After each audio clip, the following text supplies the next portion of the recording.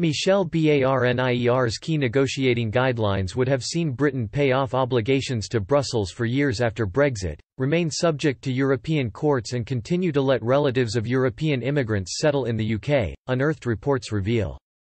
Britain's chief negotiator David Frost hosted his EU counterpart, Michel Barnier, for dinner last night.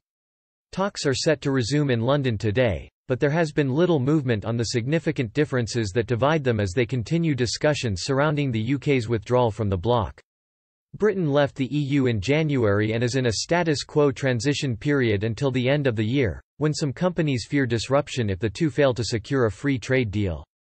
A spokesman for Prime Minister Boris Johnson said on Monday, "Our position on our sovereignty, laws and fisheries is clear: we will not give up our rights as an independent state.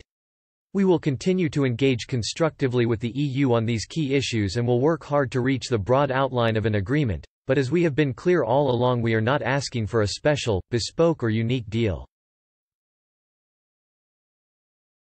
Brussels still insists on maintaining its current fishing rights in British waters and wants London to agree to a number of EU regulations, including environmental standards, workers' rights and state aid rules.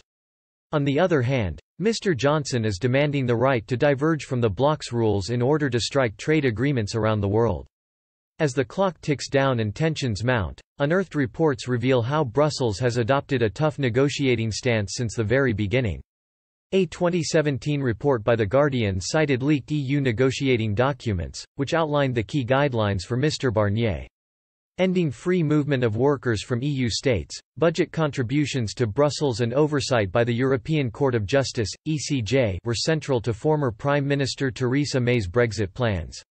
However, in language that echoed the tough line taken by the 27 other EU leaders, the paper spelled out Brussels' aim to protect the rights of 3 million EU citizens living in Britain, extract cash from London to cover a wide range of existing commitments and ensure EU judges could hold Britain to the treaty after Brexit.